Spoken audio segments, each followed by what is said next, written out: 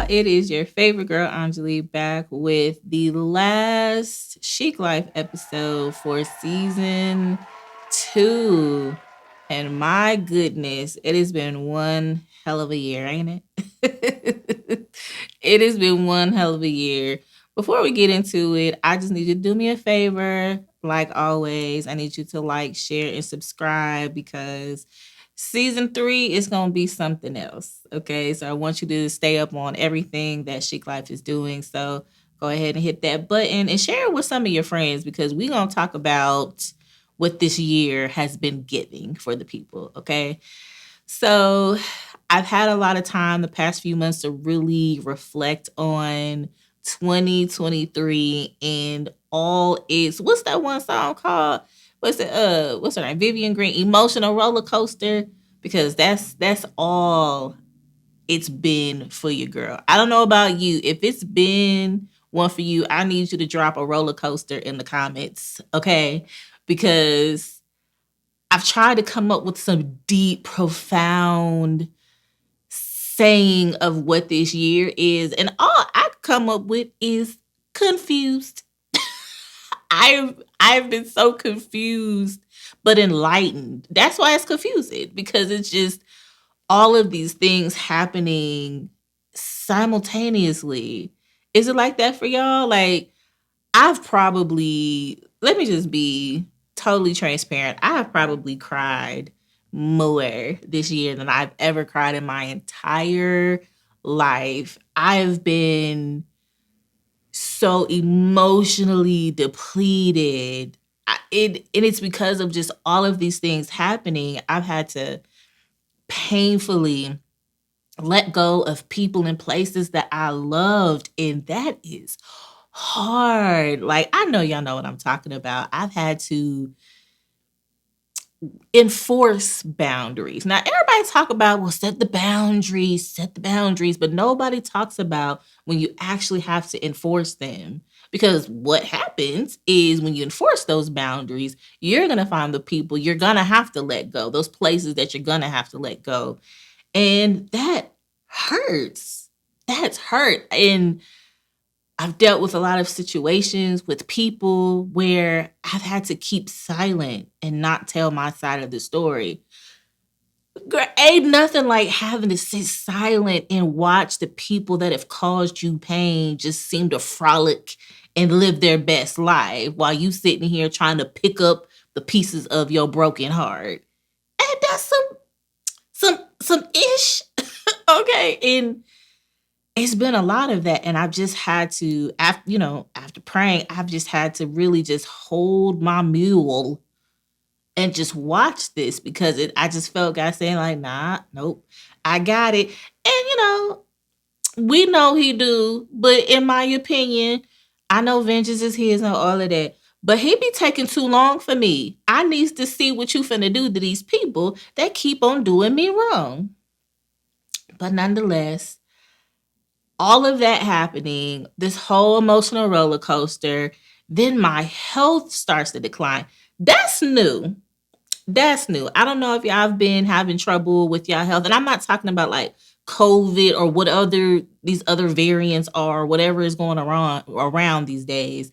But I'm talking about you get hit with like diseases and things start happening, your body start to fail you, and it just kind of happens out of nowhere. Like I've seemingly been a healthy person most of my life, and now it's just not the case. And that's hard because you don't realize how much you need your body to function correctly until it stops functioning correctly. You know what I mean? And so that's been hard. All the while, the emotional roller coaster, health declining, and trying to heal at the same time. Trying to heal mentally, heal emotionally, heal spiritually, trying to manage entrepreneurship, trying to manage my family.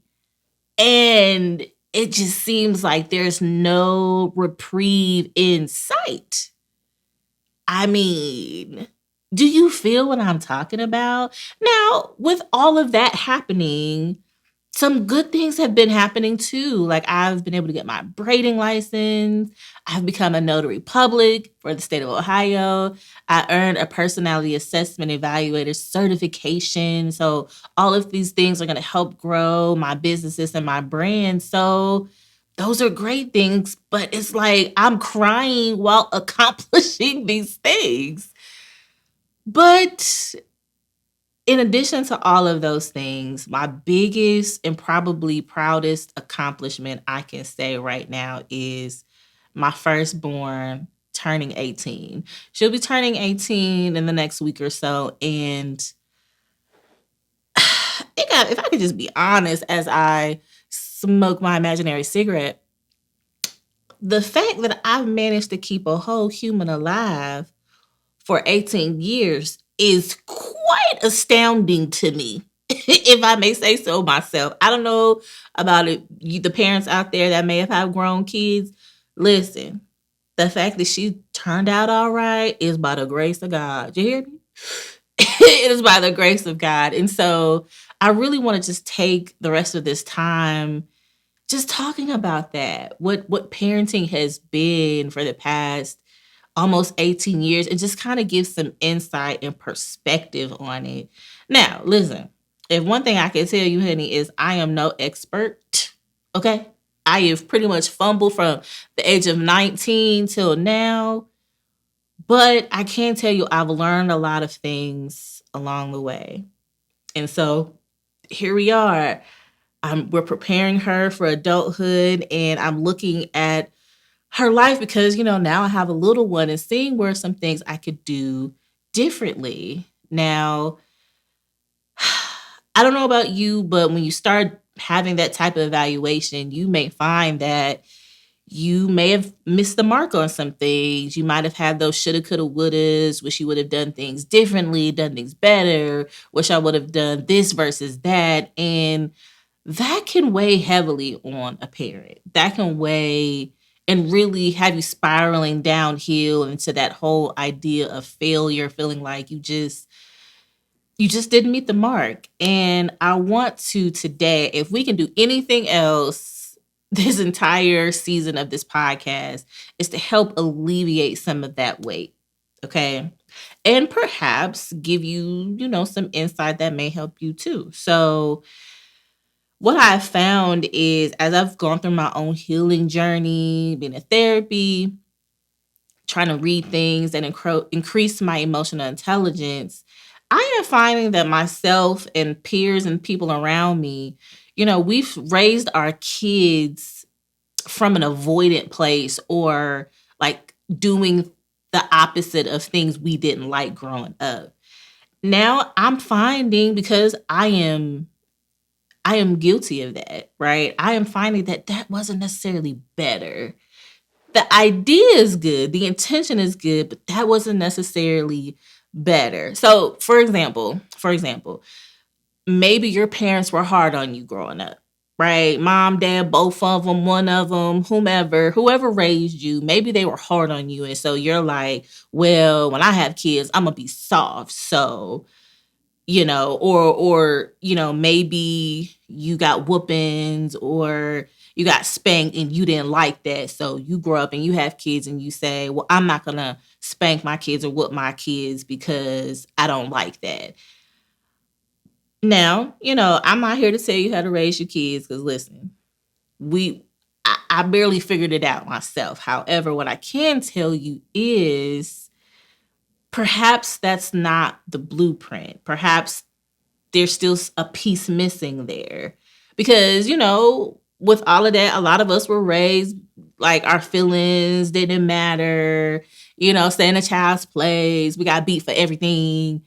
And I'm finding that maybe the method was off, but the principle behind it is what we needed. So, let's talk about our feelings not mattering. Well, of course, we know the damage that that does to us as we're adults and have made bad decisions based on that and, the whole nine. But maybe the idea behind that thought was our feelings are subjective, which they are, right? They change as the day changes. You could be sad one minute, happy one minute. You could be angry. You could be hurt and all of these things, but they shouldn't dictate our actions.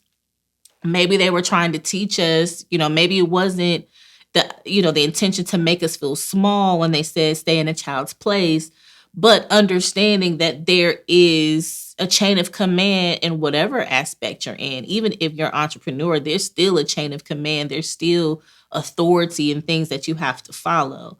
And perhaps instead of using those fear tactics and making us feel small, maybe the principle was just us understanding authority, because that is a thing that's going to be with us no matter how old we get, right?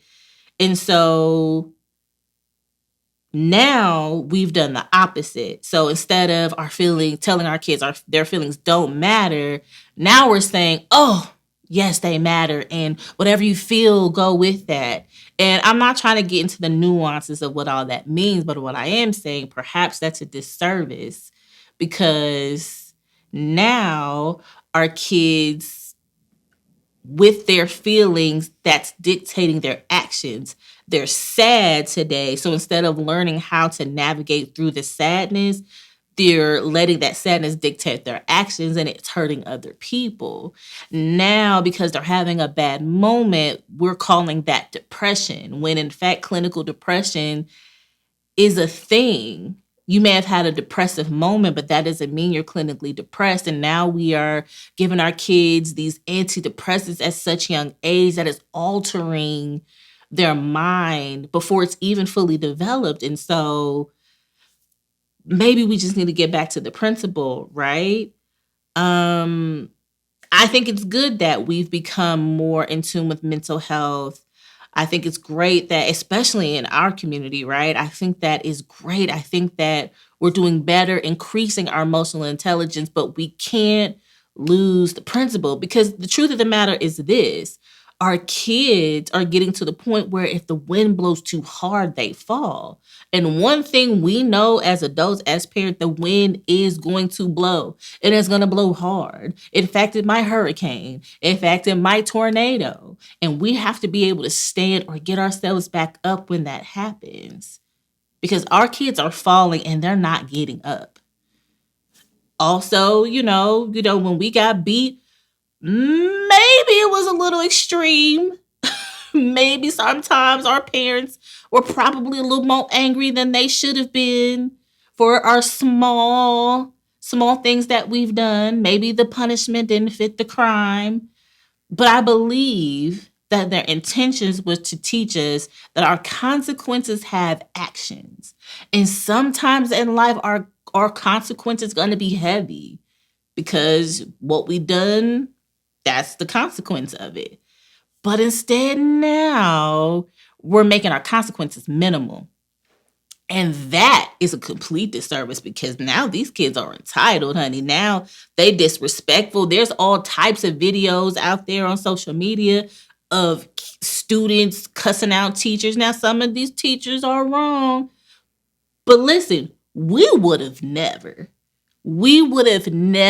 done that, because we know our parents would have dealt with us accordingly, because that's not how you talk to adults. But we don't teach them that. We make them feel that they're on our level. We make them feel that we're one and the same. We make them feel like they don't have to earn their way in life. And that's not reality. When they're out here on their own, that is going to work against them. And so I'm saying that as I've seen this in my own child, like, we've got to do better. At least we should try, right? At least take the time to think about, like, maybe some things I could do better. And I'm telling you, hopefully, to give you this insight before your child turns 18, before they leave your house, because it's a nasty world out there. The truth of the matter, like, we're making trouble foreign to them.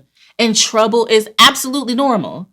We know you could be doing everything right. You could be checking all the boxes. You could be a good person. You can give to the needy. You can drink your water. You can exercise. You can go to church. You cannot sin. You cannot do all of these things. And bad things will absolutely happen. Sometimes you're going to be sad. Sometimes you're going to have a bad day. That is absolutely normal. This is going to happen. I know for myself, I have tried to shield my child from things that I didn't think were necessary for her to feel. But what if we learn through all of that? That these bad times, how we navigate it, how we overcome it, is what builds our character. We are raising these kids without character because we are shielding them from the things that are actually going to shape them in that. And I'm just telling you, don't do that. Don't try to wait to the latter end of their teenagehood when they're going into adulthood to try to fix it, because if you're there now, like myself, you're going to find it hard to do so because they're kind of set in their ways until life teaches them differently. I know we wanted to give our kids more information because maybe we didn't have it when we were growing up. We're trying to not continue this sort of verbal emotional abuse that maybe we endured as kids. Our parents didn't know, they tried, but instead of going so far left, perhaps we need to find the root and get that principle. Because now what we're doing, instead of teaching and guiding them how to navigate through it, we're just giving them a pass and telling them it's okay. And the world doesn't give them a pass. Like we say, the world is more this and that. Is truly not. We know better than that. And so if you're like me, I'm just really learning all of these lessons because I've had to heal from my own stuff. I've had to heal from my own trauma. And so that's the word that's been the last 2 seasons, is to heal. Because when you heal, you see things differently. You look at things differently. You respond to things differently. And so raising kids from a broken place perpetuates brokenness, even if you would try to avoid it. I'm telling you, as a living witness, having run through this whole cycle of 18 years, heal. It's not too late. Listen, I could have said, F it, my kid almost grown, she's going to figure it out. No, like as soon as the last few years, I start realizing some stuff. Oh, we gonna fix it. Oh, we gonna do better. Oh, we're going to plant better seeds than that were there before. Because it's necessary. She may be leaving home soon, going to college. She has to be able to navigate this world by herself. And that's become a harsh reality for her. Even me as well. The truth of the matter is this. Now, we talk about hurt people. Well, that inevitably has truth to it. It doesn't matter how far you try to suppress the hurt and things that you've dealt with. It seeps out some kind of way. It never goes away. Just because you don't feel the pain from the trauma that you've endured doesn't mean it went away. Just because you've let time pass and you avoided dealing with the trauma, the issue, doesn't mean it goes away. It's still there. It shapes how you see things. It shapes how you think. It shapes your perspective of things. And if that's your perspective, if it's based all of that, that's how you're going to raise your kids, even if you try to do the opposite. Raise from a healed place. Make that your mission and duty. Make that a gift for yourself, is to heal. I promise you'll be able to see things differently. So, this is the last episode of season 2 of the Chic Life podcast. I hope that you have found something in this that has helped you along your healing journey, help be inspirational, help be some tips, help be something that resonates to help you be better for yourself and your family.